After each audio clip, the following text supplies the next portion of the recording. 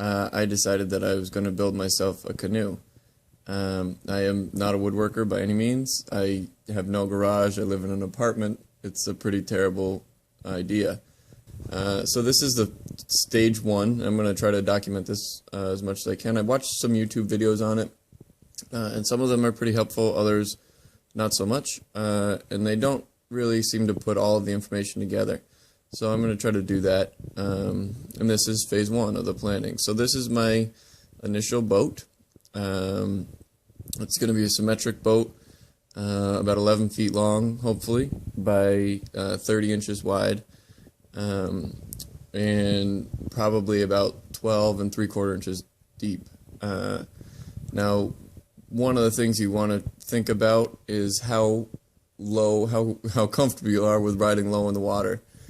So I did a few buoyancy calculations here, just trying to figure out roughly the volume of my boat. That's this line here, shaded in the volume, and essentially what I figured out after figuring out the volume of my boat, and obviously things float because they displace that amount of weight. So with my dimensions, I should have a carrying capacity of about 350 pounds. Now that is the extreme limit, meaning at 351 pounds my boat will be underwater. So I calculated the water line by assuming I weigh about 160 pounds plus the weight of the boat is 30 or 40 pounds plus some gear. I'd probably be carrying around 220 pounds. Meaning that water line would be at 7.5 inches, probably 8, because that's going to have to do with the shape of the hull and all that. We'll get into that.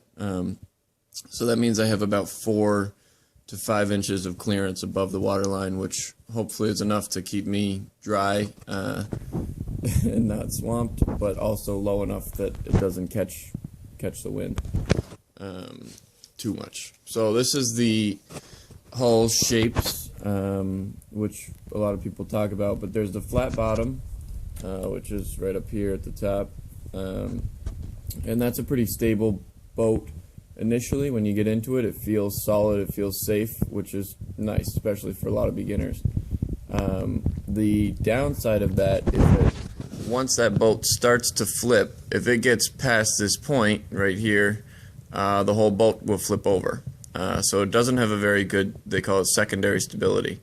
In comparison to this one, which is very tippy when you get in it, feels very, this is a round bottom, feels very tippy, but as a matter of fact, almost the closer you get to this point, the more stable it gets. So you can really tip that boat over quite a lot and not fall out. They have also what's called a shallow V and a shallow U, which are just kind of modifications of that. Try to find a happy medium between the two. So everybody's got to decide what's best for them. I'm going to try to go with a shallow V, just because it's a little bit better at tracking, and I have a tiny boat. You lose some maneuverability. Obviously you're going to be able to turn faster on these boats, but with my boat being so small and so light, I think I'm going to have a harder time tracking than I will turning it. So I'm going to try to go with that shallow V. The next thing to talk about is the sides. And again, this is a kind of a matter of personal preference. I'm going to try to go with the flared sides, just because I feel better about it. A little more likely to keep me out of the water, I feel like, and keep me dry. It all depends on where you're planning on boating. So I plan to do mostly, lakes and ponds, pretty still water, but some boat traffic, so, there'll be waves. But if you're planning on doing, whitewater rapids, you'd want one of these rounder, more maneuverable boats. If you're doing only quiet, still ponds, maybe you just want one that you can sit in and kind of relax, not have to worry about it being too tippy. So you just have to figure out what you want from your boat. And the last thing I'm going to talk about today is the rocker, which is kind of assuming I actually didn't draw it, but this is the whole boat. So we're looking at the boat from the side now. the rocker kind of determines how much of the boat is in contact with the water. So you can have these very extreme angles, which again give you very much better maneuverability because you don't have as much. If this is the water level here, only this part to this part of the boat is touching the water, so you can spin it a lot easier. There's moderate rockers, which again is just kind of an intermediate, and then these kind of flat rockers, which gives you the most contact with the water. Again, you lose the most maneuverability, but it will track a little bit better. So for my boat, again, because I'm just concerned about it being small, which is because you should see where I live. I don't have room for a big boat. I don't have room for any boat, but so I'm trying to keep it as small and light and transportable as possible. I don't think maneuverability would be that much of an issue, so I want to try to keep it tracking as well as possible. So that was the planning stages and the design of my boat. The next step that I've done is laid it out in my apartment. So this is going to be my boat. I laid it out with pens. You can see the borderline of the boat.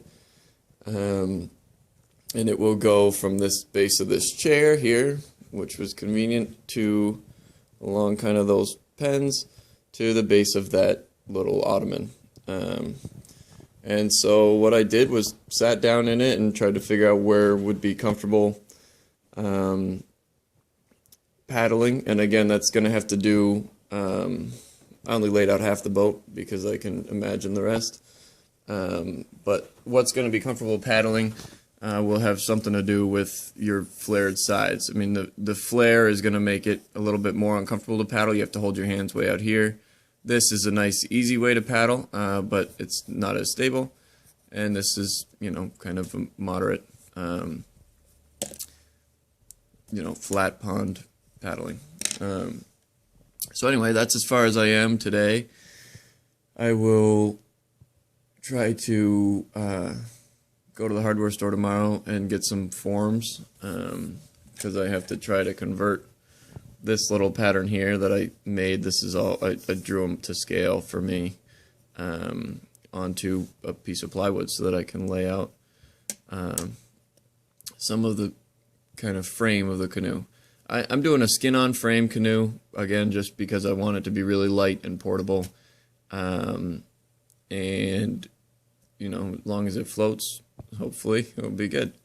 So that's the plan so far.